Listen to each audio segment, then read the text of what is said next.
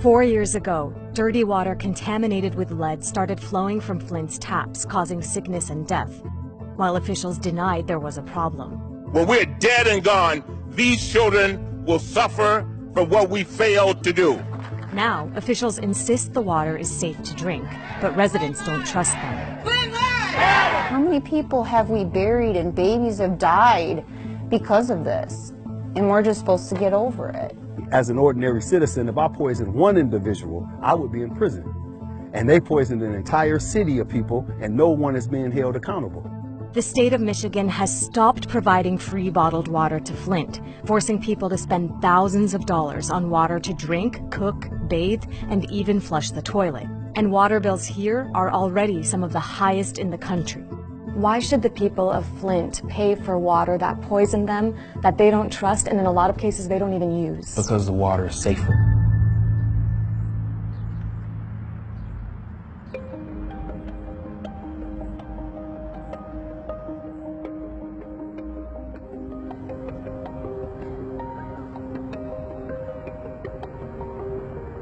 It's crazy to think that it's been over 2 years since we were last here in Flint, and being back here now, it's clear that not much has changed.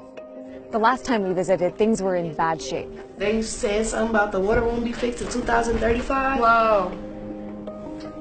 The crisis began in April 2014, when the city temporarily switched its water source from Lake Huron to the Flint River to save money. But the water from the river wasn't properly treated, so the pipes corroded and leached lead. Discolored, foul-smelling water started flowing out of taps. Despite complaints, city officials denied there was a problem for almost 2 years before declaring a state of emergency. More than a dozen people died, while others lost hair and developed rashes. Since then, 15 officials have been charged, some with involuntary manslaughter. When I say Flint lives used to matter, Flint lives! On the 4-year anniversary of the day Flint's water was switched, residents were no less angry. Bottom line is, I'm sick and tired of being sick and tired. I didn't know things like this could go on in America, and now I'm 37 years old and disabled and worrying about my kids every night like all of us are.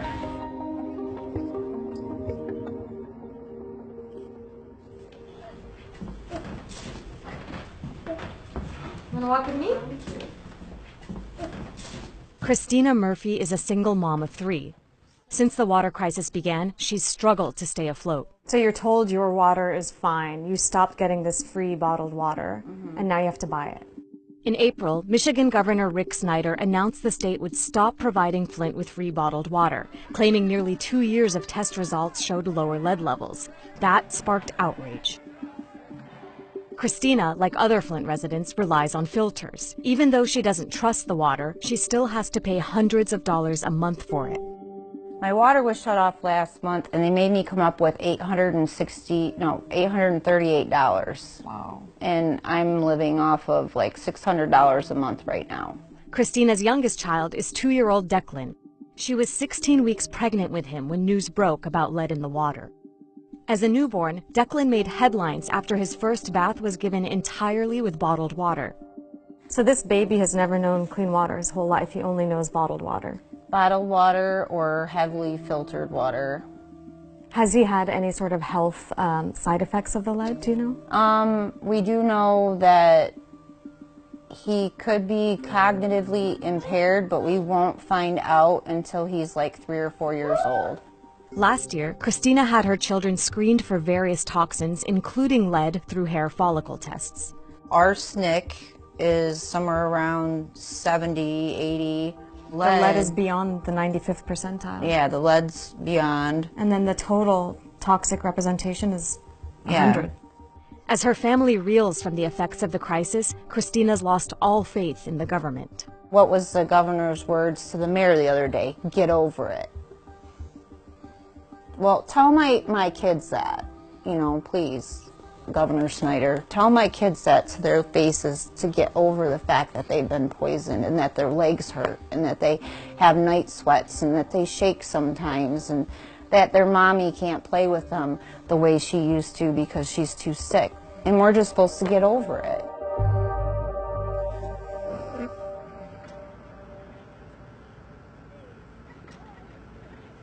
Because so many of Flint's children were exposed to lead, there's now an entire school created specifically to help them. Cummings Great Expectations serves 142 young ones ages 0 to 4. So each of these children has been affected by lead? Every single one in our building has been affected by the water. So they were part of the water line from April 2014 through August 2016. You coming to say hello? Checking everybody out. Alan, you say hi? Site Director Lindsay Carey showed us how classrooms double as observation rooms, and teachers are trained to look out for symptoms of lead poisoning. So this is one of our early Head Start classrooms that has the observation window where people can come in and observe the classroom without being intrusive on their day. There's a lot of different challenges that we see. We see some developmental delays, whether it becomes, speech and language, the cognitive taking a little bit longer to talk. Our kids really struggle in the social areas. We're seeing a lot of asthma, skin conditions from the exposure to the lead in the water. So how did you feel when it was recently announced that free bottled water will no longer be provided to Flint residents? Yeah, I'm not gonna lie, I cried. A lot of people tell me, you've got to be so happy that the water crisis is over now. And my response is always that blank stare of, it's not over.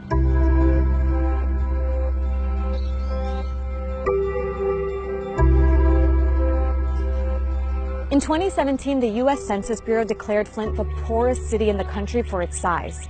40% of people here live below the poverty line. And it's so difficult for Flint's poorest residents to pay their water bills that foreclosures are becoming more common. For most residents, it's just another result of a long history of neglect. Sir Tanya Johnson has some of the highest water bills in Flint. In 2017, she received a letter from the city stating she owed $10,000 in water payments. It was later reduced to $6,000. Our records indicate that you have a past due balance for the amount of $6,916. And then they say when you do not pay the amount, you incur the penalty and are on our shut-off list. So they're threatening to shut off your water. Yes. What are you going to do? I don't know. Sir Tanya's only income comes from Social Security, which is roughly $800 a month. Her health is suffering. She's had 5 strokes since 2015. What do you think the city or the state owes you right now? To pay my bill. I really do. Give them that big water bill resolved. They owe me that much.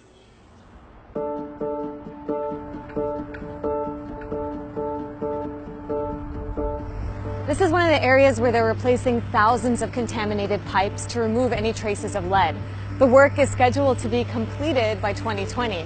Now, if you live in a neighborhood that hasn't had its pipes replaced yet, chances are you're not using the water, but you're still getting charged for it.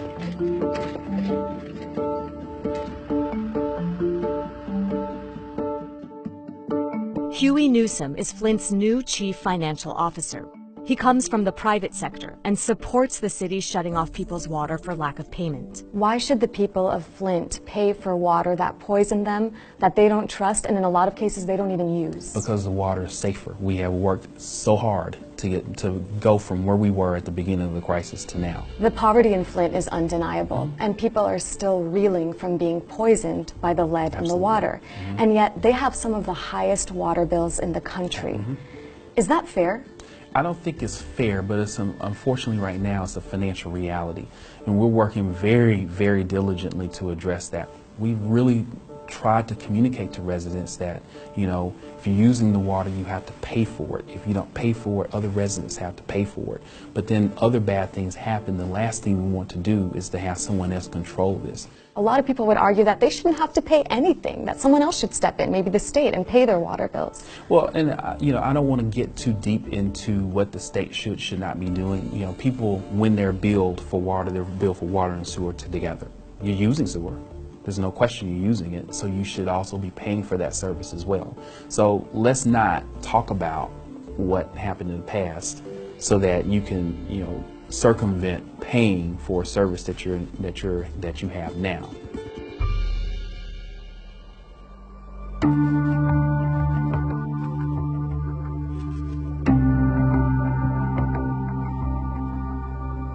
But residents we spoke to still haven't let go of the past. Rapper Ira Dorsey, who goes by Bootleg, grew up here. His group, the Dayton Family, has used music to call attention to the entrenched poverty in Flint. Growing up back in the early 90s, this was a fluent neighborhood. I mean, there was people everywhere. People were working for General Motors, and everybody's income was well, and families were living good. The violence was real low, and it was a fun place to grow up. Back in Flint then, it was over 200,000 people here, and now it's down to like 80,000 people. So this is just a remnant of what Flint used to be. What does justice for Flint look like to you? I would like to see people being prosecuted, because me, as an ordinary citizen, if I poisoned one individual, I would be in prison. And they poisoned an entire city of people, and no one is being held accountable, not at the level where the decisions are being made. Flint is still one of the most dangerous cities in the U.S., according to FBI statistics. Budget cuts have slashed police and fire departments. For locals, the water crisis is just another systemic failure. They let us down. The EPA stood by and left us out here to die. And that's the way we feel. Bootleg's song, City of Lead, calls out former and current officials for their failure to adequately address the water crisis. We got lead inside the water, we got lead in our guns. These politicians poisoning our sons and daughters for fun. Washing my face and hands with nothing but bottled water and wipes. To save a buck, Snyder's administration ruined the pipes. And now we're fighting for our lives and asking who can we trust. This is not a third world country. We live in the wealthiest country in the world. And at the end of the day, while we're fighting battles overseas and in other countries, we need to invest in our country. Governor can walk a couple blocks in my shoes, so he can witness all this poverty and crime that exists, and all this hatred and racism we've been fighting against. City of Lead.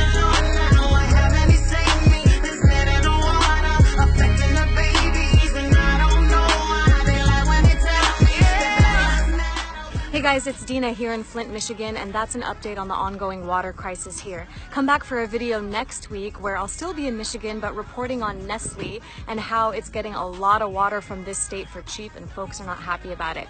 In the meantime, follow this page direct from for more of my episodes and comment, like, and share this video.